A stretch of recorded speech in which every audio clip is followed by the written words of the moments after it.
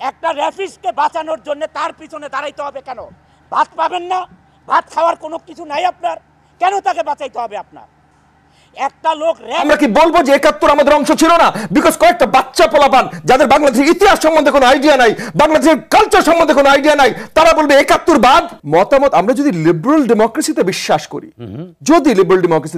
করি, আমরা অনেকেই বলছি কনস্টিটিউশন ছিঁড়ে ফেলবো, পুড়িয়ে ফেলবো, নতুন কিছু করে ফেলবো, কিন্তু যদি যে কনস্টিটিউশনটা ভুল ভ্রান্তি আছে, কিন্তু যে কনস্টিটিউশনটা আমাদের আছে এটা লিবারেল ডেমোক্রেটিক একটা কনস্টিটিউশন।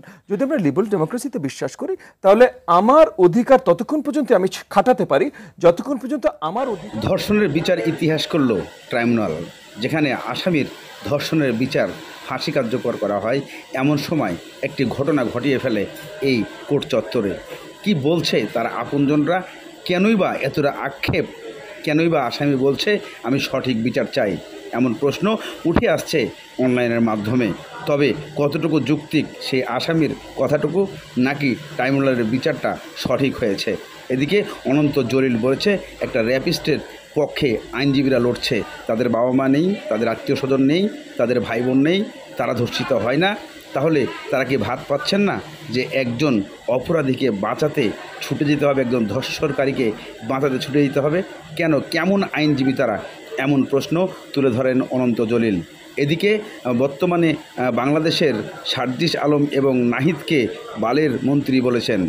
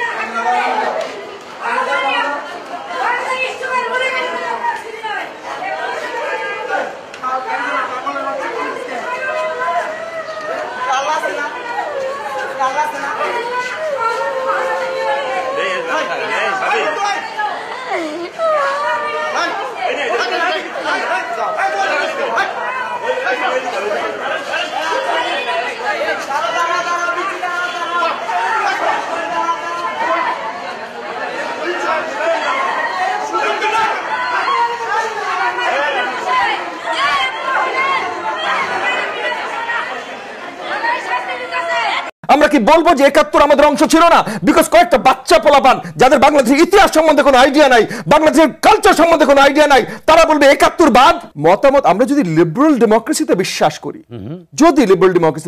করি, আমরা অনেকেই বলছি কনস্টিটিউশন ছিঁড়ে ফেলবো, পুড়িয়ে ফেলবো, নতুন কিছু করে ফেলবো, কিন্তু যদি যে কনস্টিটিউশনটা ভুল ভ্রান্তি আছে, কিন্তু যে কনস্টিটিউশনটা আমাদের আছে এটা লিবারেল ডেমোক্রেটিক একটা কনস্টিটিউশন। যদি আমরা লিবারেল ডেমোক্রেসিতে বিশ্বাস করি, তাহলে আমার অধিকার ততক্ষণ পর্যন্ত আমি খাটাতে পারি যতক্ষণ পর্যন্ত আমার অধিকার আপনার অধিকারের উপরে কোনো ধরনের হস্তক্ষেপ করছে না। আমরা দেখলাম ফেব্রুয়ারি 14 ভ্যালেন্টাইন্স ডে ভাই আমাদের সাংস্কৃতিক অংশ না, সব কিছু আমি মানছি, কিন্তু আপনি যদি করতে চান আমি কি আপনাকে থামানোর? আমরা দেখলাম সরকারের ভেতর থেকে তৌহিদি জনতা কে কাকে চেনে ভাই? বললেই হলো, একটা নাম বলে দিল তৌহিদি জনতা। কালকে মোশাররফ ভাই বলল তৌহিদি জনতা, ববি আজাদ তৌহিদি জনতা, কি বলে না মশিউর তরুণ তৌহিদি জনতা বলে দিল, হয়ে গেল। কারণ এই তৌহিদি জনতা নামে তো করছে প্র্যাকটিক্যালি, এই যে নামে যে করছে সেগুলোরও কিছু এগেন আজকে ইন্টারনেটের যুগ, তো তরুণরা বা বিবেকবান যে জনগণরা আছেন তারা অলরেডি ছবি দিয়ে পরিচয় দিয়ে ইন্টারনেটে দিয়ে দেয়। এবং আমরা দেখেছি যে তৌহিদি জনতার নামে একজন হ্যারাস করলো ঢাকা বিশ্ববিদ্যালয়ের ক্যাম্পাসে, তাকে যে জেল থেকে ছাড়িয়ে নিয়ে আসলো, যারা ছাড়িয়ে নিয়ে আসলো ফুলের মালা দিয়ে, টুপি পরিয়ে, পবিত্র কোরআন তার হাতে দিয়ে কোরআনের অবমাননা করেছে, এটা যারা করলো তাদের পরিচয়পত্র বেরিয়ে গেল যে তারা এর আগে হিজবুত তাহরির না কিসের সাথে জড়িত ছিল।